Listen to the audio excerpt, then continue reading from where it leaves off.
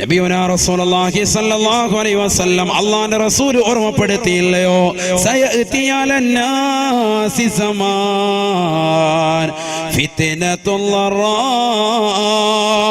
ബഅദ ഫിത്നത്തിൻ സറാ. ഒരു കാലഘട്ടം എന്റെ പ്രിയപ്പെട്ട സമുദായത്തിന് കടന്നു വരാനുണ്ട് സാബ. ആ കാലഘട്ടത്തിൽ ഫിത്നയാണ് ഉണ്ടാവുക. എങ്ങനത്തെ ഫിത്നയെന്നറിയുമോ? ഫിത്നത്തുൽ ലറാ ബഅദ ഫിത്നത്തിൻ സറാ.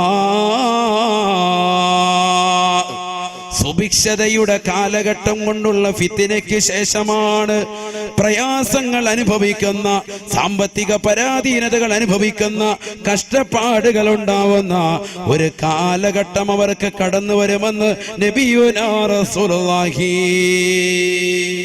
സല്ലല്ലാഹു അലൈഹി വസല്ലം. ആ കാലഘട്ടം അല്ലേ ഇത് എന്ന് ചിന്തിക്കേണ്ടിയിരിക്കും. നിങ്ങൾ നല്ലതുപോലെ ശ്രദ്ധിക്കുക. ആ കാലഘട്ടം അല്ലേ എന്ന് ചിന്തിക്കേണ്ടിയിരിക്കും. ഫിത്നത്തുൽ ലറാ.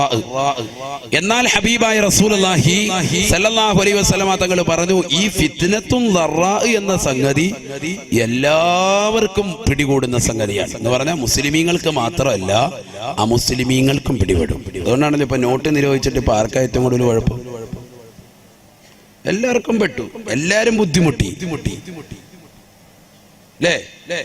മുസ്ലിമീങ്ങൾ മാത്രമല്ല, ഇതര സമുദായത്തിലേതാകുന്ന പാവപ്പെട്ട സഹോദരങ്ങളൊക്കെ അതിൽ ബുദ്ധിമുട്ട് അനുഭവിക്കുന്നുണ്ട്. ഫിത്നത്തുൽ ലറാ എല്ലാരെയും പ്രയാസപ്പെടുത്തുന്നുണ്ട്.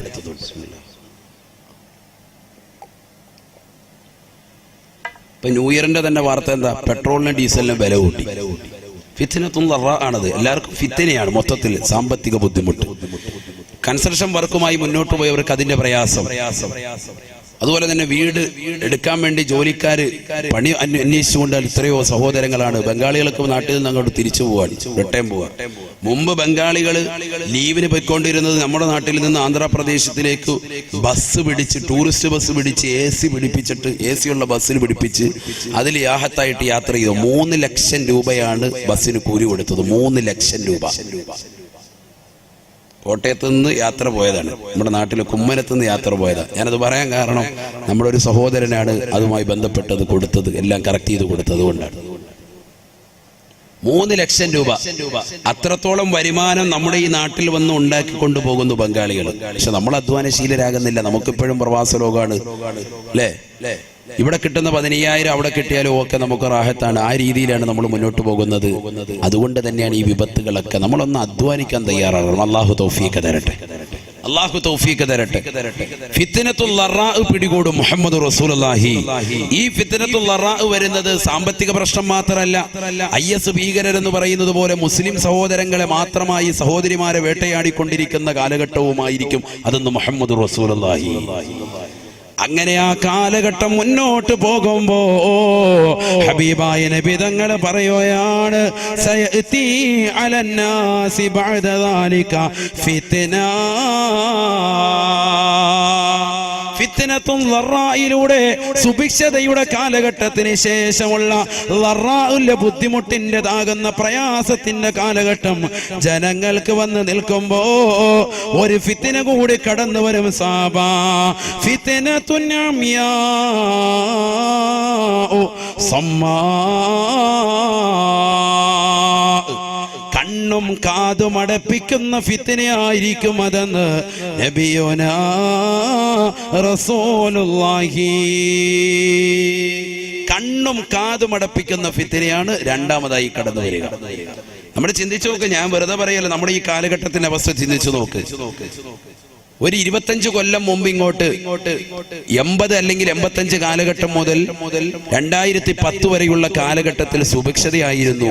വീടില്ലാത്ത പലർക്കും വീട് വെക്കാൻ തൗഫീക്ക് കിട്ടി. റാഹത്താകുന്ന രീതിയിൽ ജീവിതം മുന്നോട്ട് കൊണ്ടുപോയി. വിവാഹ ജീവിതം നടന്നു. ആ വിവാഹ ജീവിതത്തിൽ സാലിഹ്യങ്ങളാകുന്ന മക്കളായി. നല്ലൊരു വാഹനമുള്ളവരുണ്ട്, നല്ല വീട് വെച്ചവരുണ്ട്, നല്ല കുടുംബം, നല്ല അന്തരീക്ഷത്തിൽ പോകുന്നവരുണ്ട്, ബിസിനസ് റാഹത്തായ നിലയിൽ പോകുന്നവരുണ്ട്. ആ ഒരു കാലഘട്ടമായിരുന്നു. അതുകൊണ്ട് തന്നെ ഒരു ഓട്ടോ വിളിച്ചിട്ട് 90 രൂപയുടെ ഓട്ടോ ആയിട്ടുള്ളെങ്കിലും 100 രൂപ അങ്ങോട്ട് ഓട്ടോക്കാരന് കൊടുക്കും അല്ലെ? 10 രൂപ നീ വെച്ചോ എന്ന് പറയും. അതാണ് സുഭിക്ഷത.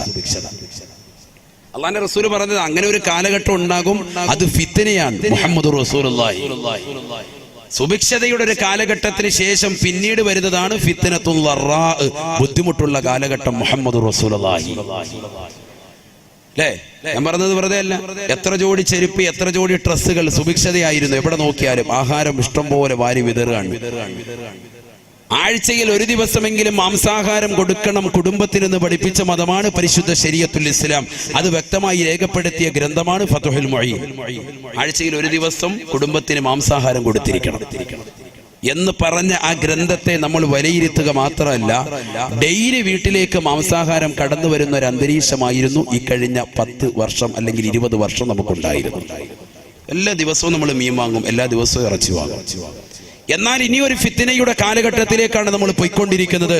ആര് പറയാൻ? മുഹമ്മദ് റസൂലുള്ളാഹി സ്വല്ലല്ലാഹി അലൈഹി വസല്ലം തങ്ങൾ പറയുന്നു, ഫിത്നത്തുൽ ളറാ, സാമ്പത്തികപരമായി പ്രയാസം, ശാരീരികപരമായി പ്രയാസം, ജോലിയില്ലാത്ത അവസ്ഥ, മൊത്തത്തിൽ സാമ്പത്തിക ബുദ്ധിമുട്ട്, അങ്ങനെ വരെ സാമ്പത്തിക മാന്ദ്യം പിടികൂടുകയാണ്. ഇങ്ങനെ മുന്നോട്ട് പോകുമ്പോഴാണ് അടുത്ത ഫിത്ന വരുന്നത്. അതേതാ ഫിത്ന? ഫിത്നത്തുൻ അമിയാഉ സമ്മാ, കണ്ണും കാതും അടപ്പിക്കുന്ന ഫിത്നയായിരിക്കും അതെന്ന് നബിയുനാ റസൂലുള്ളാഹി, ഹബീബായ റസൂലുള്ളാഹി സല്ലല്ലാഹു അലൈഹി വസല്ലമ തങ്ങൾ തന്റെ പ്രിയപ്പെട്ട അനുയായികളോട് മിമ്പറിൽ കൈവച്ചുകൊണ്ട് പറയുകയാണ്, സഹാബാ, ഈ ഫിത്ന മുസ്ലിമീങ്ങൾക്ക് മാത്രമാ. ഫിത്നത്തുൽ ളറാ അഥവാ സാമ്പത്തിക പ്രശ്നങ്ങൾ ലോകർക്ക് മുഴുവനും ഉണ്ടാവുമെങ്കിൽ ഫിത്നത്തുൻ അമിയാഉ സമ്മാ, കണ്ണും കാതും അടപ്പിക്കുന്ന ഫിത്ന മുസ്ലിമീങ്ങൾക്ക് മാത്രമായിരിക്കും ഉണ്ടാവുക എന്ന് നബിയുനാ റസൂലുള്ളാഹി. അഥവാ മുസ്ലിമീങ്ങൾ കൈകാലിട്ടടിച്ചുകൊണ്ട് രക്ഷിക്കണേ എന്ന് ലോകത്തോട് യാചിച്ചാലും കേണപേക്ഷിച്ചാലും ഒരാൾ പോലും അവരെ കേൾക്കൂല, ഒരാള് പോലും അവരെ കണ്ടെന്ന് വരുത്തൂല.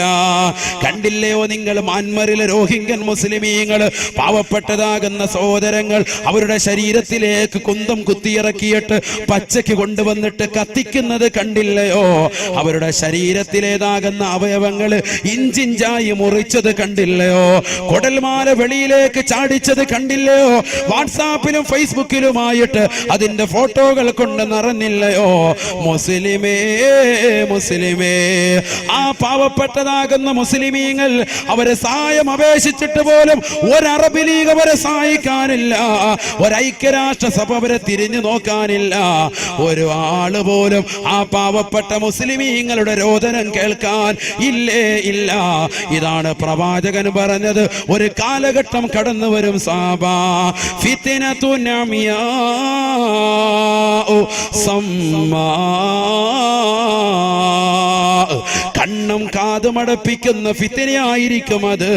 അന്ന് മുഅ്മിനീങ്ങൾ വിളിച്ച് കേണപേക്ഷിച്ചാലും ഒരാൾ പോലും രക്ഷയ്ക്ക് വരൂല എന്ന് നബിയുനാ റസൂലുള്ളാഹി സ്വല്ലല്ലാഹി അലൈഹി വസല്ലം. അല്ലാഹുവിന്റെ റസൂൽ പറയാ, ഫൈദാ ഖീല ഇൻഖലത് തമാദത്, ഫൈദാ ഖീല ഇൻഖലത് തമാദത്. പലരും പറയും ആ പ്രശ്നമൊക്കെ തീർന്നു, കെട്ടടങ്ങി, IS ഭീകരം എന്നുള്ള വർത്താനമൊക്കെ ഇപ്പൊ ഇല്ല എന്നൊക്കെ പറയും. പക്ഷേ തമാദത്ത്, അതിങ്ങോട്ട് പറഞ്ഞു തീരേണ്ട താമസം അത് നീണ്ടു നീണ്ടു കിടക്കും. മുഹമ്മദ് റസൂലുള്ളാഹി അത് മാറിപ്പോകൂല. ഇത് ആർക്ക് മാത്രമേ ഉണ്ടാവുള്ളൂ? ഉറക്കെ പറയും മനുഷ്യന്മാർ, ആർക്ക് മാത്രമേ ഉള്ളൂ? മുസ്ലിമീങ്ങൾക്ക് മാത്രം. ആരായി പറയുന്നത്? നബിയുനാ റസൂലുള്ളാഹി. അള്ളാന്റെ റസൂല് പറയാ, എത്രത്തോളം അന്ന് ഈ ഫിത്ന നിങ്ങൾക്ക് കടന്നു വന്നിട്ടില്ല എങ്കിൽ, മുസ്ലിമീങ്ങൾക്ക് വന്നിട്ടില്ല എങ്കിൽ അവരുടെ അംഗത്തെ പറ്റി അവർ പ്രത്യേകം ശ്രദ്ധിക്കട്ടെ എന്ന് പറഞ്ഞാൽ, ഞാൻ മുസ്ലിമാണോ എന്ന് ഓരോരുത്തരും ഒന്ന് ചിന്തിക്കേണ്ടിയിരിക്കുന്നു. ആ സമയത്ത് അവർക്ക് ആ ഫിത്ന വന്നിട്ടില്ല എങ്കിൽ എന്ന് മുഹമ്മദ് റസൂലുള്ളാഹി. മുസ്ലിമീങ്ങൾക്ക് അത് വരും എന്നാണ് മുഹമ്മദ് റസൂലുള്ളാഹി സ്വല്ലല്ലാഹി അലൈഹി വസല്ലം തങ്ങൾ പറയുന്നത്. അത് പ്രശ്നങ്ങൾ കെട്ടടങ്ങി എന്ന് പറഞ്ഞാലും തമാദ്ദത്ത് വീണ്ടും വീണ്ടും അത് നീണ്ടു നിന്ന് നിൽക്കും. മുഹമ്മദ് റസൂലുള്ളാഹി ലാ യൻജൂ മിൻഹാ ഇല്ലാ മൻ നജാ കദുആഇൽ ഖരീഖ് ഫിൽ ബഹരി. എൻ്റെ പ്രിയപ്പെട്ട അഴൂക്കോട് ജട്ടിയിലുള്ള പ്രിയപ്പെട്ട ഉമ്മമാരോട്, എൻ്റെ പ്രിയപ്പെട്ട സഹോദരങ്ങളോട്, ആയിരക്കണക്കാകുന്ന വിശ്വാസികളോട് കുമ്മനം ഉസ്താദിന് ഒന്ന് മാത്രമേ ഓർമ്മപ്പെടുത്താനുള്ളൂ. ഇത് പറഞ്ഞു തരാൻ പ്രവാചകൻ നമുക്കിന്നില്ല. ഇത് പറഞ്ഞു തരാൻ ഇന്ന് ഉലമാക്കളെയുള്ളൂ, പണ്ഡിതന്മാരെയുള്ളൂ. അള്ളാഹുവിന്റെ അമ്പിയാക്കളുടെ അനന്തരാവകാശികളാകുന്ന ഉലമാക്കളെ ഇത് പറഞ്ഞു തരാനുള്ളൂ. ഹബീബായ നബി തങ്ങൾ പറയുകയാണ്, സഹാബാ സഹാബാ ലാ യൻജൂ മിൻഹാ ഇല്ലാ മൻ ദആ കദുആഇൽ ഗരീഖി ഫിൽ ബഹരി. സമുദ്രത്തിൽ കടന്നുകൊണ്ട് എന്നെയൊന്ന് രക്ഷിക്കണേ, എന്നെയൊന്ന് രക്ഷിക്കണേ, എന്നെയൊന്ന് കരകയറ്റണേ എന്ന് നീന്തലറിയാത്ത മനുഷ്യൻ കടന്നുകൊണ്ട് അവന്റെ ജീവൻ അപകടത്തിൽ പെടുന്ന സമയത്ത് നിലവിളിച്ചുകൊണ്ട് ദുആ ഇറക്കുന്നത് പോലെ പൊട്ടിക്കരഞ്ഞുകൊണ്ട് ദുആ ഇറക്കുന്ന മുഅ്മിനല്ലാതെ രക്ഷപ്പെടൂല എന്ന് നബിയുനാ റസൂലുള്ളാഹി. ഈ കാലഘട്ടത്തിൽ എന്റെ പ്രിയപ്പെട്ട സഹോദരങ്ങൾ, ഡിസംബറിന്റെ കടുങ്കോച്ചെന്ന തണുപ്പ് വിട്ടിട്ടില്ലാത്ത ഈ ജനുവരി മാസത്തിൽ എന്റെ പ്രിയപ്പെട്ട മുഅ്മിനെ പുതച്ചൂടി നീ കടങ്ങരുതേ, നീ പുതച്ചു മൂടി കടക്കരുതേ. തഹജ്ജുദ് നമസ്കരിക്കണേ, റബ്ബിലേക്ക് പൊട്ടിക്കരുത് ദുആ ഇറക്കണേ. ഹബീബായ റസൂലുള്ളാഹി സ്വല്ലല്ലാഹു അലൈഹി വസല്ലമ തങ്ങൾ തന്റെ പ്രിയപ്പെട്ട അനുയായികളോട് ഓർമ്മപ്പെടുത്തുകയാണ്, പാവപ്പെട്ട മുസ്ലിമീങ്ങളെ മാത്രമായി ലക്ഷ്യമിട്ടുകൊണ്ട് ഒരു ഫിത്ന കടന്നു വരാനുണ്ട് സാബാ, ഒരു ഫിത്ന കടന്നു വരാനുണ്ട് സാബാ. അന്ന് മുസ്ലിമീങ്ങൾ കടന്ന് നിലവിളിച്ചാൽ ഒരാൾ പോലും തിരിഞ്ഞു നോക്കൂല, ഒരൈക്യരാഷ്ട്രസഭ അവരെ രക്ഷിക്കാനുണ്ടാവൂല. ഹബീബായ റസൂലുള്ളാഹി സ്വല്ലല്ലാഹു അലൈഹി വസല്ലമ തങ്ങൾ പിന്നീട് വീണ്ടും ഓർമ്മപ്പെടുത്തുകയാണ്, പ്രവാചകരും ഓർമ്മപ്പെടുത്തുകയാണ്, നിങ്ങൾ പൊട്ടിക്കരഞ്ഞുകൊണ്ട് റബ്ബിലേക്ക് ദുആ ചെയ്താലല്ലാതെ ആ സമയത്ത് രക്ഷപ്പെടില്ല എന്ന് നബിയുനാ റസൂലുള്ളാഹി സ്വല്ലല്ലാഹു അലൈഹി വസല്ലം. അതുകൊണ്ടാണ് ഞാൻ ഈ ദുആഅക്ക് ആദ്യം നിങ്ങൾക്ക് ഓർമ്മപ്പെടുത്തിയത്. നരകത്തെ കാവലുള്ളതാകുന്ന ഈ ദുആഅക്ക് നമ്മുടെ ജീവിതത്തിൽ നിത്യമാക്കണം. അല്ലാഹു തൗഫീഖ് തരട്ടെ. ലോകത്തുള്ള മുഴുവൻ മുസ്ലിമീങ്ങളും പ്രയാസത്തിലാണ്. എല്ലാവരും സാമ്പത്തികമായി പരാധീന അനുഭവിച്ചു കൊണ്ടിരിക്കുമ്പോഴാണ് പരിശുദ്ധമാക്കപ്പെട്ടതാകുന്ന മക്കയില് മഖാം ഇബ്രാഹിമിന്റെ ചാരത്തൊരു മനുഷ്യൻ വരിക.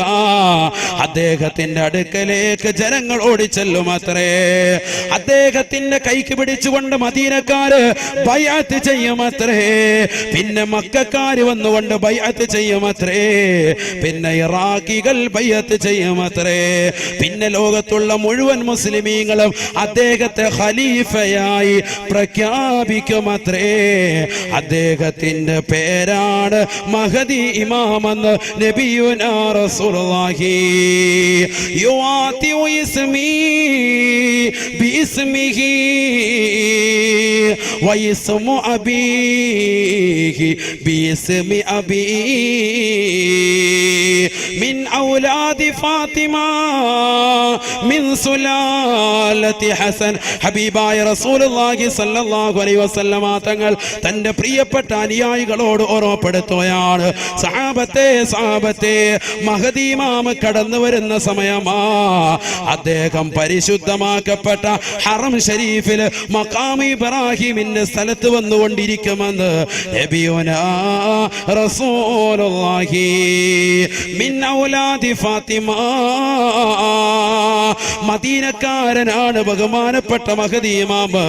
എന്റെ മകളാകുന്ന ഫാത്തിമയുടെ മക്കളിൽപ്പെട്ടതാണ്. മിൻ സുലാലത്തി ഹസൻ, ഹസനിന്റെ പേരക്കുട്ടിയാണ്, ഹസനിന്റെ പരമ്പരയിൽപ്പെട്ടതാണെന്ന് നബിയുനാ റസൂലുള്ളാഹി. യുആതിഉ ഇസ്മി ബിഇസ്മിഹി, എന്റെ പേര് അദ്ദേഹത്തിന്റെ പേരുമായി സാമ്യമുള്ളതാണ്, അഥവാ മുഹമ്മദ് എന്നായിരിക്കുമെന്ന് നബിയുനാ റസൂലുള്ളാഹി. വയസ്മു അബീഹി ബിസ്മി അബീ, അദ്ദേഹത്തിന്റെ വാപ്പാന്റെ പേര് എന്റെ വാപ്പാന്റെ പേരിനോട് സാമ്യമുള്ളതാണ്, അഥവാ അബ്ദുള്ള എന്നായിരിക്കുമെന്ന് നബിയുനാ റസൂലുള്ളാഹി. പക്ഷെ മഹദി ഇമാമിന് ആ സമയത്ത് എത്ര വയസ്സുണ്ടാകും? 40 വയസ്സുണ്ടാകും. മഹദി ഇമാമിന് മഹദി ഇമാമാണെന്ന് അറിയണമെങ്കിൽ വയസ്സ് എത്ര ആകണം? 40 ആകണം.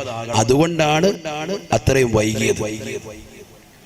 മഹദി ഇമാം ഇപ്പൊ വന്നിട്ടുണ്ടോ, ജനിച്ചിട്ടുണ്ടോ? അല്ലാഹു അഅലം. ഒരു ഫാത്തിഹ ഡെയിലി ഓതിക്കോളി. അല്ലാഹു അവരുടെ മദദ് നൽകി അനുഗ്രഹിക്കുമാറാവട്ടെ. കാരണം എന്താ, 40 കൊല്ലം കഴിയുമ്പോഴേ ആർക്ക് മഹദി ഇമാമിന് മഹദി ഇമാമാണെന്ന് തിരിച്ചറിവുണ്ടാവുള്ളൂ.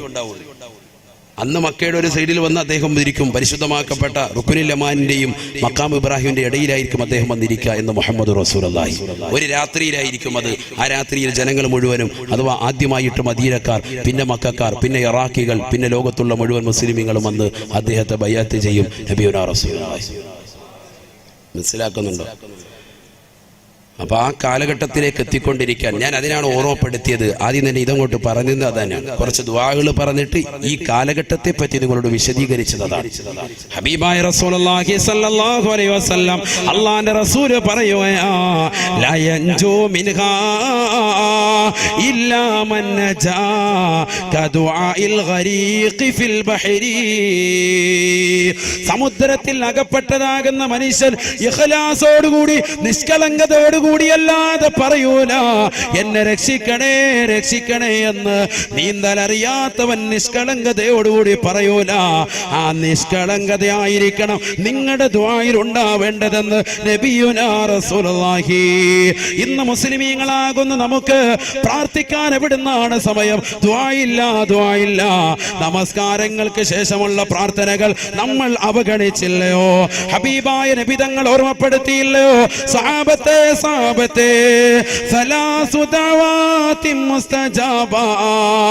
മൂന്ന് പ്രാർത്ഥനകൾക്ക് വല്ലാത്ത ഉത്തരം ലഭിക്കുന്നതാ. മൂന്ന് പ്രാർത്ഥനകൾക്ക് വല്ലാത്ത ഉത്തരം ലഭിക്കുന്നതാണ്. അതിലൊന്ന് പ്രവാചകൻ ഓർമ്മപ്പെടുത്തിയത് എല്ലാ നമസ്കാരങ്ങൾക്ക് പിറകെയുള്ള ഉടനെയുള്ള പ്രാർത്ഥനയാ. അതിന് ഉത്തരമുണ്ടെന്ന് നബിയുനാ റസൂലുള്ളാഹി. അല്ലാഹു തൗഫീഖ് തരട്ടെ, അല്ലാഹു തൗഫീഖ് തരട്ടെ. നരകം എന്ന് പറയുന്നത് അത്രമേൽ പ്രധാനമായ സംഗതി കൊണ്ടാണ് രാവിലെ മുതൽ പ്രഭാതം മുതൽക്ക് അവന്റെ ദുആ നരകത്തെ തൊട്ട് കാവൽ തേടാനുള്ള കാര്യം. അത്രമേൽ പ്രധാനമായ സംഗതി. ബക്കറ്റ് പിരിവില്ലേ? ബക്കറ്റ് എല്ലാവരും നൽകി ലാസ്റ്റ് ദിവസമല്ലേ, അതുകൊണ്ട് ഇൻഷാ അല്ലാഹ് എല്ലാവരും കാര്യമായിട്ട് അല്ലാഹു തൗഫീഖ് നൽകട്ടെ. നമ്മുടെ സ്വതക്ക അല്ലാഹു സ്വീകരിക്കുമാറാവട്ടെ, കബൂലാക്കുമാറാവട്ടെ. എല്ലാ വിഷമങ്ങളും പ്രയാസങ്ങളും അല്ലാഹു നീക്കി തരട്ടെ. അപകടങ്ങളെ തൊട്ട്, ദുരിതങ്ങളെ തൊട്ട്, വിപത്തുകളെ തൊട്ട് അല്ലാഹു കാത്തുരക്ഷിക്കട്ടെ. ബിസ്മില്ലാഹിർ റഹ്മാനിർ റഹീം. വേഗം കൊടുക്കും. ബിസ്മില്ലാ.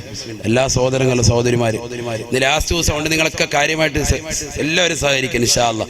ഇന്നലെ വരെ 50 ഇട്ടവർ ഇന്ന് മാറ്റി പിടിക്കും, 100 ആക്കി ഇൻഷാ അല്ലാഹ്. സാമ്പത്തിക ഭദ്രത നൽകും ഇൻഷാ അല്ലാഹ്. അല്ലാഹു തൗഫീഖ് തരട്ടെ. അതിനുള്ള ദിക്ർ ഞാൻ നിങ്ങൾക്ക് നൽകിയിട്ടുണ്ട്. ലാ ഹൗല. അത് എത്ര ചെല്ലാവോ അത്രയും നിങ്ങൾ വർദ്ധിപ്പിക്കുക. അല്ലാഹു നമുക്ക് എല്ലാ വിഷമങ്ങളും പ്രയാസങ്ങളും അല്ലാഹു നീക്കി തരട്ടെ. ഇൻഷാ അല്ലാഹ് എല്ലാവരും കാര്യമായി സഹകരിക്കും. നരകം അത്രമേൽ പ്രധാനമായ സംഗതി ആയതുകൊണ്ടാണ് അതിനെ ഇത്രത്തോളം ദുആകൾ ഉലമാക്കൾ രേഖപ്പെടുത്തിയിട്ടുള്ളത്. പരിശുദ്ധ തിരുനബി മുഹമ്മദ് റസൂലുള്ളാഹി സ്വല്ലല്ലാഹി അലൈഹി വസല്ലം തങ്ങൾ പഠിപ്പിച്ചിട്ടുണ്ട്.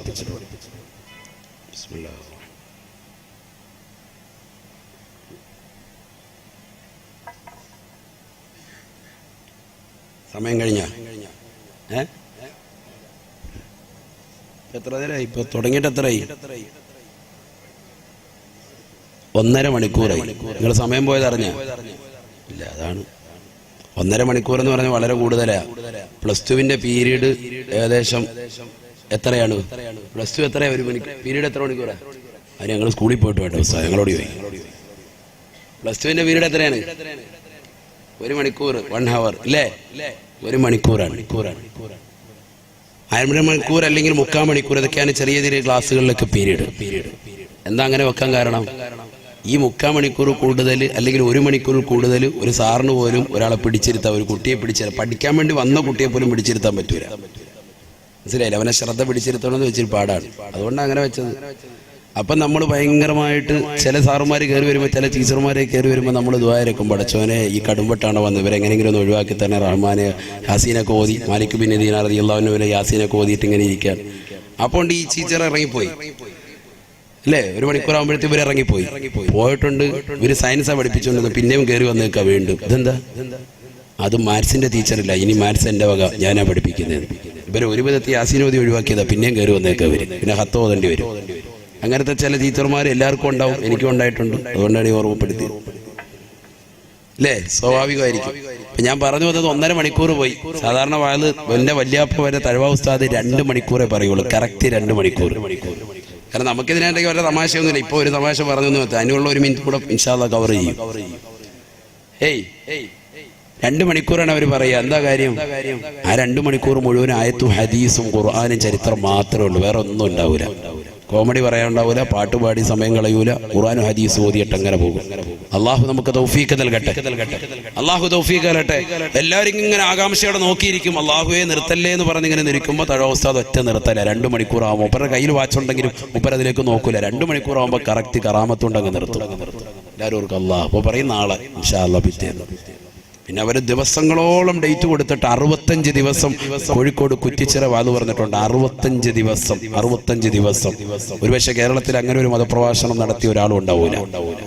ഒരു സ്ഥലത്ത് തന്നെ 65 ദിവസം ഒരു വിഷയത്തെ ആസ്പദമാക്കി പ്രഭാഷണം നടത്തുക. എന്നിട്ട് അവരോട് പറയാം അടുത്ത വർഷം ഇൻഷാ അല്ലാഹ് ഈ വിഷയം തീർന്നിട്ടില്ല, 2 മാസത്തേക്ക് ഡേറ്റ് തരാം. ചിന്തിച്ചോ? ഇങ്ങനത്തെ ആലിമീങ്ങൾ അവരുടെ ഇൽമു അള്ളാഹു അത് നമുക്ക് നൽകി അനുഗ്രഹിക്കുമാറാവട്ടെ. അവരുടെ തണൽ അള്ളാഹു നമുക്ക് നൽകി അനുഗ്രഹിക്കട്ടെ. അങ്ങനെയുള്ള മഹത്തുക്കളൊക്കെ നമുക്ക് മുമ്പേ നടന്നു പോയിട്ടുണ്ട്. അതുകൊണ്ട് ഇൻഷാ അല്ലാഹ് ശ്രദ്ധിക്കും. കുറച്ചേരം നമുക്ക് സദസ്സ് മുന്നോട്ട് പോകും. അള്ളാഹു തൗഫീഖ് നൽകട്ടെ. നല്ലൊരു ദുആയിരുന്നു പിരിയണം നമുക്ക് ഇൻഷാ അല്ലാഹ്. അള്ളാഹു തൗഫീഖ് തരട്ടെ. ഹബീബായ റസൂലുള്ളാഹി സല്ലല്ലാഹു അലൈഹി വസല്ലമ തങ്ങളും തന്റെ പ്രിയപ്പെട്ട അനുയായികളും ഇരിക്കുമ്പോൾ നരകത്തെക്കുറിച്ച് പ്രവാചകർ സല്ലല്ലാഹു അലൈഹി വസല്ലമ തങ്ങൾ അനുയായികൾക്ക് ക്ലാസ് എടുത്തുകൊണ്ടിരിക്കുകയാണ്. അങ്ങനെ ക്ലാസ് എടുത്തുകൊണ്ടിരിക്കുന്ന സന്ദർഭത്തിൽ ഒരു ഭീമാകാരമാകുന്ന ശബ്ദം കേട്ടു. എല്ലാവരും കേട്ടു, സഹാബത്ത് ഉൾപ്പെടെ കേട്ടു എന്നാണ് ചരിത്രം.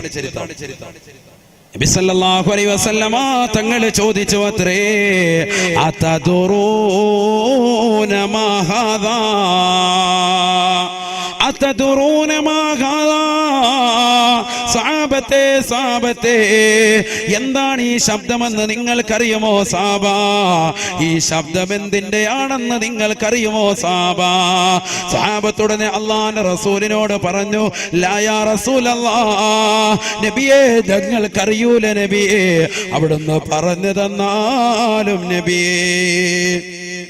ഹബീബായ റസൂലുള്ളാഹി സല്ലല്ലാഹു അലൈഹി വസല്ലമ തങ്ങൾ പറഞ്ഞു അത്രേ, അള്ളാന്റെ റസൂല് പറയുകയാണ്, അല്ലാഹു സുബ്ഹാനഹു വ തആല ഈ നരകം പടച്ചല്ലോ, ആ നരകത്തിന്റെ അഴിയിലേക്കൊരു കല്ല് ഇപ്പോഴാണ് പോയി വീണത്. നരകത്തെ പടച്ചതാകുന്ന സന്ദർഭത്തിൽ നരകത്തിന്റെ ആഴിയിലേക്ക് ഇട്ടതാകുന്ന ഒരു കല്ല് അതിപ്പോഴാണ് നരകത്തിന്റെ അടിത്തട്ടിൽ ചെന്ന് വീണത്.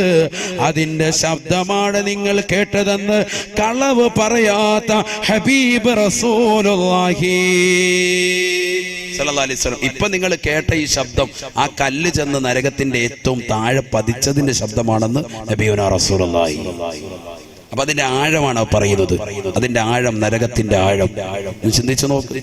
നരകത്തെ പടച്ചിട്ട് ആ നരകത്തിലേക്ക് വീണ കല്ല് നബി സല്ലല്ലാഹു അലൈഹി വസല്ലം തങ്ങളുടെ കാലഘട്ടത്തിൽ അള്ളാന്റെ റസൂൽ അനുയായികളുമായിട്ട് ഇരിക്കുമ്പോൾ കേട്ട ശബ്ദം കേട്ടപ്പോൾ നബി പറയാൻ, മാ തദറൂന മാ ഹാദാ, ഇതെന്താണ് നിങ്ങൾക്കറിയുമോ? സഹാബത്ത് പറഞ്ഞു, ഞങ്ങൾക്കറിയില്ല, അല്ലാഹു റസൂലുഹു അഅലം, അല്ലാഹുവിനെ റസൂലിനെ അറിയാം. ഉടനെ നബി തങ്ങൾ പറഞ്ഞത്, ഇതാണ് ഒരു കല്ല് അല്ലാഹു നരകത്തെ പടച്ച സമയത്ത് ഇട്ടതാണ്. ആ കല്ല് ഇപ്പോഴാണ് അതിന്റെ താഴെ ചെന്ന് പതിക്കുന്നതെന്ന് മുഹമ്മദ് റസൂലുള്ളാഹി. അല്ലാഹു നരകത്തെ തൊട്ട് കാത്തിരക്ഷിക്കുമാറാവട്ടെ. ഹബീബായ റസൂലുള്ളാഹി സല്ലല്ലാഹു അലൈഹി വസല്ലമ തങ്ങൾ പറഞ്ഞു, ആ നരകം ഹറാമാക്കിയതാകുന്ന ആളുകൾ 3 എണ്ണമാണ്. നരകത്തെ നമ്മുടെ കണ്ണുകൊണ്ട് കാണിക്കരുതെന്ന് എപ്പോഴും ദുആ ഇരക്കണം. നരകത്തെ കണ്ണുകൊണ്ട് കാണിക്കരുതെന്ന് ദുആ ഇരക്കണം. നരകത്തെ നാളെ മഹ്ശറിൽ കാണും. ആ രംഗം ഞാൻ കഴിഞ്ഞ പ്രാവശ്യം പറഞ്ഞാണ്, അതിന്റെ CD കേട്ടവരുണ്ട്. അതുകൊണ്ട് ഞാൻ അതിലേക്ക് പോകുന്നില്ല. മഹ്ശറിലേക്ക് വരുന്ന നരകത്തിന്റെ കോലവും കെട്ടിവലിച്ചുകൊണ്ട് വരുന്നതാകുന്ന രംഗങ്ങളും ഒക്കെ കഴിഞ്ഞ പ്രാവശ്യം വിശദീകരിച്ചതാണ്. ആ നരകത്തെ തൊട്ട് കാണാതെ രക്ഷപ്പെടുന്നത് 3 കണ്ണുകളാണെന്ന് മുഹമ്മദ് റസൂലുള്ളാഹി. അഥവാ അവർ നരകത്തിൽ പ്രവേശിക്കൂല എന്ന് ഹബീബ് റസൂലുള്ളാഹി. ഖാല റസൂലുള്ളാഹി സ്വല്ലല്ലാഹു അലൈഹി വസല്ലം, സലാസുൻ ലാ തറാ അയ്യുനുഹും അന്നാർ. 3 കൂട്ടർ അവർ നരകത്തെ കാണൂല സാബ, അഥവാ അവർ നരകത്തിൽ പ്രവേശിക്കുകയില്ല സാബ, അവർ നരകത്തിൽ കടക്കുകയില്ല സാബ. ആ 3 കൂട്ടർ ആരാണ്? അവരെ നമ്മൾ വിശദീകരിക്കാൻ ഈ സദസ്സിലൂടെ. ആരൊക്കെയാണ്? ഒന്ന്, ഹബീബായ റസൂലുള്ളാഹി സ്വല്ലല്ലാഹു അലൈഹി വസല്ലം അല്ലാഹുവിന്റെ റസൂൽ ആദ്യമായി പറഞ്ഞത് ഐനുൻ ഗല്ലത്ത് അൻ മഹാരിമില്ലാഹ്, ഐനുൻ ഗല്ലത്ത് അൻ മഹാരിമില്ലാഹ്, ഹറാമ കാണുന്നതിനെ തൊട്ട് കണ്ണിനെ സൂക്ഷിച്ചതാകുന്ന ഏത് വ്യക്തികളുണ്ടോ, ഏതൊക്കെ കണ്ണുകളുണ്ടോ, അവർ നരകത്തെ കാണൂല, അവർ നരകത്തിൽ കടക്കൂല എന്ന് നബിയുനാ റസൂലുള്ളാഹി. അല്ലാഹുവേ ഞങ്ങൾ അത്തരത്തിൽ ഉൾപ്പെടുത്തണേ അല്ലാ. നരകത്തെ കാണാത്തതാകുന്ന മുഅ്മിനീങ്ങളിൽ ഞങ്ങളെ ഉൾപ്പെടുത്തണേ അല്ലാ. എന്റെ പ്രിയപ്പെട്ട സഹോദരങ്ങളെ, എത്ര മോശപ്പെട്ട കണ്ണാണ് നമ്മുടെ കണ്ണുകൾ, എത്ര ഹറാമാണ് നമ്മൾ ജീവിതത്തിൽ കണ്ടു തീർക്കുന്നത്. പരിശുദ്ധമായ ഇശാ മഗ്രിബിന്റെ ഇടയിൽ ഖുർആനുകൾ നമ്മുടെ ജീവിതത്തിലില്ല, ദിക്റുകൾ നമ്മുടെ ജീവിതത്തിലില്ല. പഴയ കാലഘട്ടത്തിൽ പൊലിമയ്ക്ക് വേണ്ടി പറഞ്ഞിരുന്നതായിരുന്നു സീരിയൽ കാണുന്നതിരുന്നതെന്ന് പറഞ്ഞിരുന്നെങ്കിൽ ഇന്ന് തീർച്ചയായിട്ടും സ്ത്രീകൾ സീരിയലിന് അടിമപ്പെട്ടില്ലയോ? സിനിമയുടെ ലോകത്തേക്ക് സഹോദരങ്ങൾ മാറിയില്ലയോ?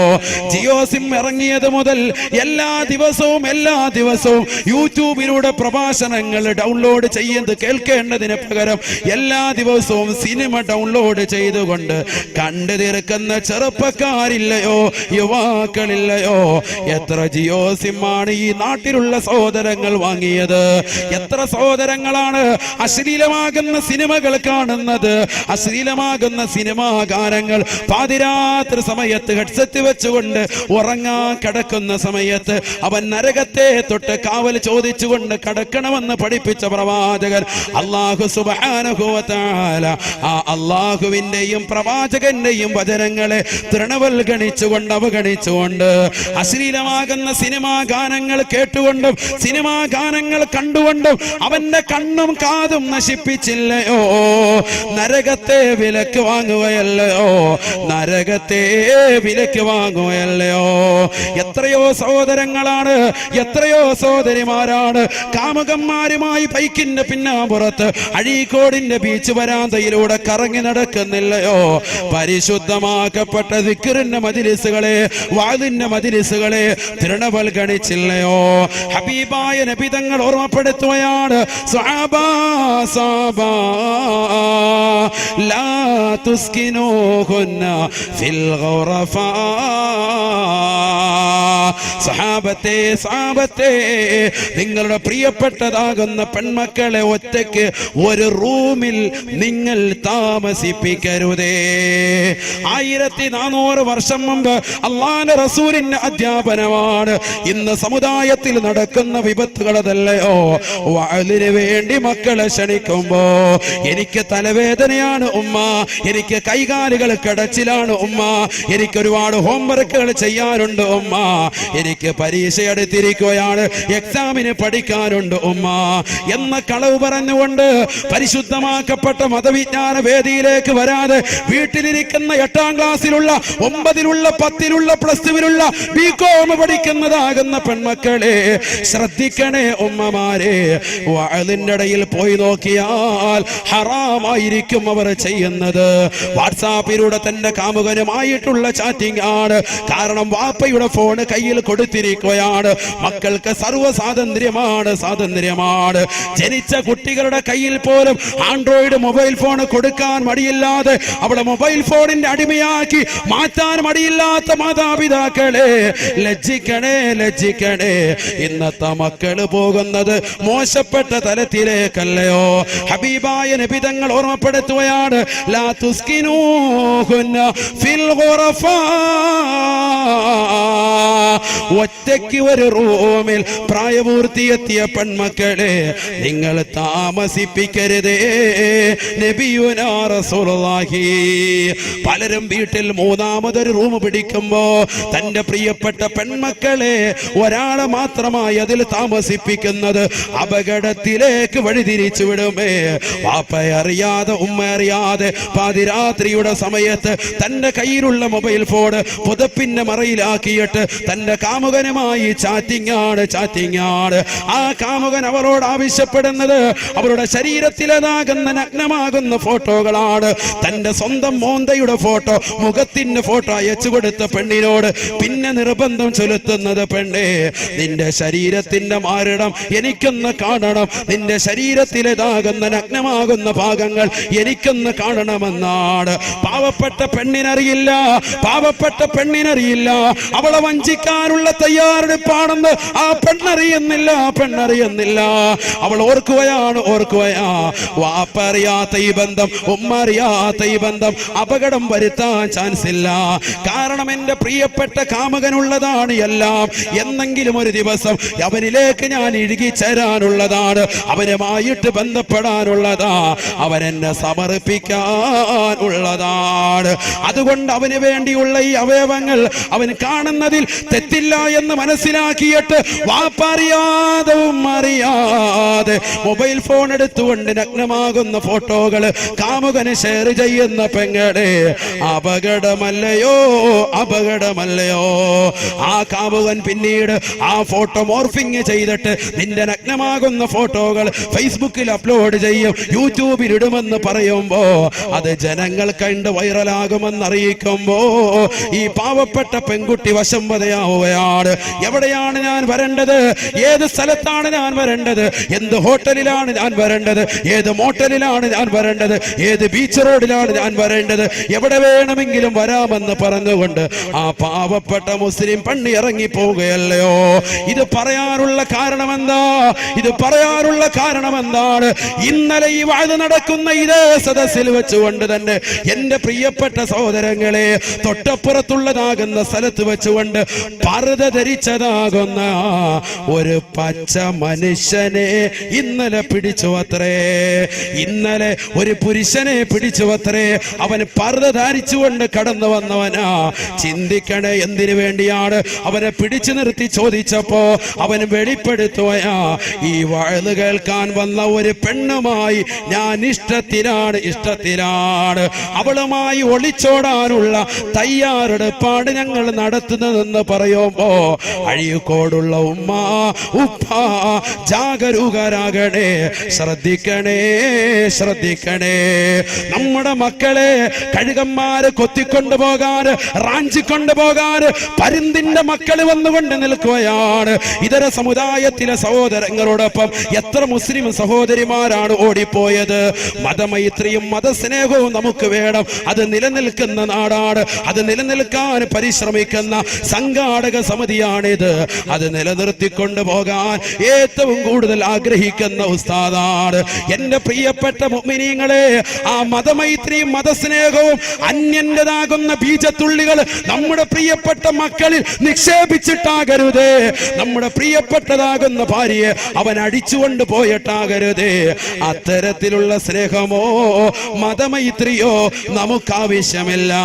ഹബീബായ നബി തങ്ങൾ തന്റെ പ്രിയപ്പെട്ട അനുയായികളോട് ഓർമ്മപ്പെടുത്തുകയാണ്, ഇയ്യാകും വൽ ജുലൂസ മഅന്നിസാ. സഹാബാ നിങ്ങൾ സൂക്ഷിക്കണേ വൽ ജുലൂസ മഅന്നിസാ. അന്യ പെണ്ണുങ്ങളുമായി തനിച്ചിരിക്കുന്നതിനെ സൂക്ഷിക്കണേ എന്ന് നബിയുനാ റസൂലുള്ളാഹി. തഹ്ദീറിന്റെ ലഫ്ളാണ് ഇയ്യാക, നീ സൂക്ഷിക്കണേ മുഹമ്മദ് റസൂലുള്ളാഹി. വൽ ജുലൂസ മഅന്നിസാ, അന്യ പെണ്ണുങ്ങളുമായി തനിച്ചിരിക്കുന്നതിനെ സൂക്ഷിക്കണേ മുഹമ്മദ് റസൂലുള്ളാഹി. നമ്മുടെ പെണ്ണുങ്ങൾ എവിടെയാ പോകുന്നത്? അല്ലാഹു കാത്തുരക്ഷിക്കട്ടെ. അവർക്കൊരു ബോധമില്ല, ചിന്തയില്ല. എന്താണ് ഇവർ ആവശ്യപ്പെടുന്നത്? സുന്ദരമാകുന്ന ജീവിതമാണോ? ഈ വാപ്പ പ്രവാസ ലോകത്ത് അറബിയുടെ ചാട്ടവാറടി കൊണ്ട് മരുഭൂമിയിൽ പൊരുവയലത്ത് കഷ്ടപ്പെടുന്നത് ഈ മക്കൾക്ക് വേണ്ടിയല്ലേ? ഈ വാപ്പമാര് കടലിന്റെ ആഴിയിൽ പോയിട്ട് മുത്തോ പവിഴോ എന്ത് വേണമെങ്കിലും വാങ്ങിച്ചോണ്ട് വരും, മക്കൾക്ക് വേണ്ടിയല്ലേ അവർ കഷ്ടപ്പെടുന്നത്? എന്നിട്ട് ആ വാപ്പായ ഉമ്മയെ മറക്കുന്നവർ അല്ലാഹു കാത്തുരക്ഷിക്കട്ടെ. അള്ളാഹു കാത്തിരക്ഷിക്കട്ടെ. നമ്മുടെ മക്കളെ അള്ളാഹു സാലിഹത്തിൽ ഉൾപ്പെടുത്തട്ടെ. എവിടെ എത്തിപ്പോയി 18 വയസ്സുവരെ തേനെ പാലെ എന്ന് വളർത്തുന്നതാകുന്ന മക്കൾ പാപ്പായും ഉമ്മായും യാതൊരുവിധ ലജ്ജയില്ലാതെ, ഇതൊക്കെ ഉസ്താദുമാർ എത്ര വാത് പറഞ്ഞിട്ടും കേൾക്കുന്നില്ല. നിങ്ങളുടെ ശരീരം മാത്രമാണ് അവർ ലക്ഷ്യം വെക്കുന്നത്. വല്ലാഹി സുമ്മ വല്ലാഹി, ഈ സദസ്സ് സാക്ഷിയാണ്, ആയിരക്കണക്കിന് ആളുകളും സാക്ഷിയാണ്. ഞാൻ ഉറപ്പിച്ചു പറയുന്നു, കുമ്മനം ഉസ്താദ് തുറന്നടിച്ചു പറയുന്നു, നിങ്ങൾക്ക് ഓർമ്മപ്പെടുത്തിക്കൊള്ളുക, നിങ്ങളുടെ ഹൃദയത്തിൽ ഉരുടവനാക്കുക, നിങ്ങളുടെ ശരീരത്തെ മാത്രമാണ് അവർ ലക്ഷ്യമാക്കുന്നത്, അല്ലാതെ മറ്റൊന്നുമല്ല. നിങ്ങളുടെ ശരീരം മാത്രമാണ്. എത്ര ഉദാഹരണങ്ങളാണ് നമുക്ക് മുന്നിൽ. നിങ്ങളുടെ ശരീരത്തെ തിന്നു കഴിയുമ്പോൾ എവിടെന്നെങ്കിലും റെയിൽവേ ട്രാക്കിൽ വലിച്ചങ്ങോട്ടെറിയും, എവിടെയെങ്കിലും കഴുത്തെ കെട്ടി തൂക്കും, ഏതെങ്കിലും ഓടയിലേക്ക് വലിച്ചെറിയും, കൊന്നുതള്ളും, ശ്വാസം മുട്ടിച്ച് കൊന്നുകളയും. അള്ളാഹു കാത്തിരക്ഷിക്കട്ടെ. നമ്മുടെ മക്കൾക്ക് അത്തരത്തിലുള്ള ദാരുണമാകുന്ന മരണത്തെ തൊട്ട് അള്ളാഹു ആക്കട്ടെ. ഇതൊക്കെ പറഞ്ഞു കൊടുത്തിട്ട് പോലും മുസ്ലിമീങ്ങൾ ഇതൊക്കെ പത്രമാധ്യമങ്ങളിലൂടെ, ദൃശ്യമാധ്യമങ്ങളിലൂടെ, വാട്സാപ്പിലൂടെ, ഫേസ്ബുക്കിലൂടെ ഒക്കെ എത്രയെത്ര ഉദാഹരണങ്ങൾ ഡെയിലി കണ്ടുകൊണ്ടിരിക്കുക, എന്നിട്ടും പഠിക്കുന്നില്ല നമ്മുടെ സഹോദരിമാർ. എന്താണ് ഈ പ്രേമം? എന്ത് പ്രേമം? നിങ്ങളൊരു 10 സ്വലാത്ത് റസൂലുള്ളാഹി സ്വല്ലല്ലാഹി അലൈഹി വസല്ലം തങ്ങൾക്ക് ചൊല്ലി, എന്ത് കൂലിയാണ്! ആ പ്രവാചകനെ സ്നേഹിച്ച എത്ര വലിയ സ്നേഹമാണ്. അള്ളാഹുവിനെ സ്നേഹിക്ക്, ഒരു ചാണങ്ങോട്ട് സ്നേഹിച്ചാൽ ഒരടി ഇങ്ങോട്ട് സ്നേഹിക്കുന്നവരല്ലേ അള്ളാഹു. ഖുദ്സിയായ ഹദീസിൽ രേഖപ്പെടുത്തിയില്ലേ, എന്താ അള്ളാഹുവിനെ സ്നേഹിച്ചാൽ? എന്തിനാ നിങ്ങൾ മറ്റുള്ളവരെ, നിങ്ങളുടെ കാര്യങ്ങൾ നടത്തി തരുന്ന റബ്ബ്, നിങ്ങളുടെ കാര്യങ്ങൾ ഏറ്റെടുക്കുന്നതാകുന്ന റബ്ബിലേക്ക് നിങ്ങൾ കൈനീട്ടി പ്രവാചകനതിന് അടയാളാക്കി നിങ്ങളുടെ കാര്യങ്ങൾ പറയുന്ന അള്ളാഹു തൗഫീഖ് തരട്ടെ. നിങ്ങൾ എന്തിനാ ഇങ്ങനെ പോകുന്നത്? അള്ളാഹു കാത്തിരക്ഷിക്കുമാറാവട്ടെ. അള്ളാഹുവിന്റെ റസൂൽ പറഞ്ഞു, ഇയ്യാകും വൽ ജുലൂസ മഅൻ നിസാ, പുരുഷന്മാരെ നിങ്ങൾ സൂക്ഷിക്കണം, അന്യ പെണ്ണിനോടൊപ്പം തനിച്ചിരിക്കുന്നത് സൂക്ഷിക്കണം. ഒരു സഹാബി എണീറ്റ് നിന്നുകൊണ്ട് നബിയോട് ചോദിക്കുകയാ, യാ റസൂലല്ലാഹ് അഫറഅയ്തൽ ഹംവാ, അഫറഅയ്തൽ ഹംവാ, നബിയേ ഞങ്ങൾ സൂക്ഷിക്കാം നബി, പക്ഷെ ഒരു കാര്യം ഞങ്ങൾക്ക് ചോദിക്കാനുണ്ട്. അഫറഅയ്തൽ ഹംവാ, ഒരു പെണ്ണിന് അവളുടെ ഭർത്താവിന്റെ ജ്യേഷ്ഠനും അനുജനുമായി തനിച്ചിരിക്കുന്നത് കൊണ്ട് കുറ്റമുണ്ടോ? നല്ലൊരു ചോദ്യമാണ്. ഇവിടെ ശ്രദ്ധിക്കുക, നല്ലതുപോലെ ശ്രദ്ധിക്കുക. സഹാബികൾ ചോദിച്ചു പോയി. അങ്ങനെ അള്ളാന്റെ റസൂലിന്റെ അടുക്കൽ ചോദിച്ചത് നല്ല ചോദ്യമാണ്. ഒരു കുടുംബത്തിൽ ഒന്നായിട്ട് കഴിയാണ്, ഭർത്താവിന്റെ അനുജൻ, ഭർത്താവിന്റെ ജ്യേഷ്ഠൻ, ഇവരുമായിട്ട് പെണ്ണിന്, ഭർത്താവിന്റെ ഭാര്യയ്ക്ക്, അതെ ഈ സഹോദരന്റെ ഭാര്യയ്ക്ക് തനിച്ചിരിക്കാൻ പറ്റുമോ, ഒറ്റയ്ക്കിരിക്കാൻ പറ്റുമോ? ഇതാണ് ചോദ്യം. ഒറ്റയ്ക്ക് യാത്ര ചെയ്യാൻ പറ്റുമോ? ബൈക്കിൽ, കാറിൽ, ഒറ്റയ്ക്ക് ഒരു റൂമിൽ, വീട്ടിൽ കുഴപ്പമില്ല, ഒരു റൂമിലാണ് ഭാര്യയെങ്കിൽ പ്രശ്നമല്ല, ഒരു റൂമിൽ ഒറ്റയ്ക്ക് പറ്റുമോ? ഫഖാല നബി സല്ലല്ലാഹു അലൈഹി വസല്ലം, അല്ലാഹുവിന്റെ റസൂൽ പറഞ്ഞു അത്രേ, അൽ ഹംവു അൽ മൗത്, അൽ ഹംവു അൽ മൗത്, അൽ ഹംവു അൽ മൗത്. സഹാബാ അൽ ഹംവു അൽ മൗത്. സ്വന്തം ഭർത്താവിന്റെ ജ്യേഷ്ഠനാകട്ടെ അനുജനാകട്ടെ, അവനുമായി തനിച്ചിരിക്കാൻ പെണ്ണിന് പറ്റൂല, ഇസ്ലാം അനുവദിക്കുകയില്ല. ഇന്ന് എത്രയെത്ര ചെറുപ്പക്കാരാണ്, എത്രയെത്ര സഹോദരിമാരാണ് ഇതിൽ ശ്രദ്ധിക്കാതെ പോകുന്നവർ. സ്വന്തം ഭർത്താവിന്റെ അനുജനാണ്, ഭർത്താവിന്റെ ജ്യേഷ്ഠനാ, ഒന്നിച്ചിരുന്നു കൊണ്ട് തോളത്ത് കൈവച്ചുകൊണ്ട് യാത്ര ചെയ്യുകയല്ലയോ, ഹറാമല്ലയോ? പാവപ്പെട്ട ഭർത്താവ് പ്രവാസ ലോകത്താണ്, അവൾക്ക് വേണ്ടി, അവരുടെ മക്കൾക്ക് വേണ്ടി കഷ്ടപ്പെടുകയാണ്. അവൾ ഇവിടെ അനുജന്റെ കൂടെ, ജ്യേഷ്ഠന്റെ കൂടെ, അല്ലെങ്കിൽ മറ്റുള്ള സഹോദരങ്ങളുടെ കൂടെ യാത്ര നടത്തുകയാ. ഹറാമാണെന്ന് നബിയുനാ റസൂലുള്ളാഹി സ്വല്ലല്ലാഹി അലൈഹി വസല്ലം. ഭർത്താവിന് ജ്യേഷ്ഠനും ഏതിനും എങ്ങനെ വഴിതെറ്റൂലല്ലോ? പലരും തെറ്റും. ആരായി പറയുന്നത്? നബിയുനാ റസൂലുള്ളാഹി. അല്ലാഹുവിന്റെ റസൂൽ പറയും തെറ്റും. എപ്പോഴാണ് പിശാച് ഇടയിൽ കടന്നു വരുന്നത്? നിങ്ങളുടെ മനസ്സ് ശുദ്ധമായിരിക്കും, പക്ഷെ പിശാച് ഇടയിൽ കയറിയാൽ അള്ളാഹു കാത്തിരക്ഷിക്കട്ടെ, പിന്നെ അവിടെ ഉണ്ടാകുന്ന അപകടം പറയണ്ട. അള്ളാന്റെ റസൂല് പറഞ്ഞില്ലേ, ഒരാണും ഒരു പെണ്ണും കൂടി തനിച്ചാൽ ഇല്ലാ വദഖല ബൈനഹുമ ശൈത്താൻ, അവർക്കിടയിൽ പിശാച് പ്രവേശിക്കുമത്രേ. ഇല്ലാ വസാലിസുഹുമ ശൈത്താൻ. മറ്റൊരു റിവായത്തിൽ നബി തങ്ങൾ ഓർമ്മപ്പെടുത്തുന്നുണ്ട്, അവർക്കിടയിൽ മൂന്നാമതായി കടന്നു വരിക. ഒരാണും പെണ്ണും തനിച്ചിരുന്നാൽ ഭർത്താവിന്റെയും ഭാര്യയുടെയും കാര്യമല്ല, കാമുകി-കാമുകന്മാരായി മറ്റൊരു അന്യ പെണ്ണുമായി പരപുരുഷന്മാര് തനിച്ചിരിക്കുമ്പോ അവർക്കിടയിൽ മൂന്നാമതായി കടന്നു വരുന്നത് പിശാചായിരിക്കുമെന്ന് നബിയുനാ റസൂലുള്ളാഹി സ്വല്ലല്ലാഹി അലൈഹി വസല്ലം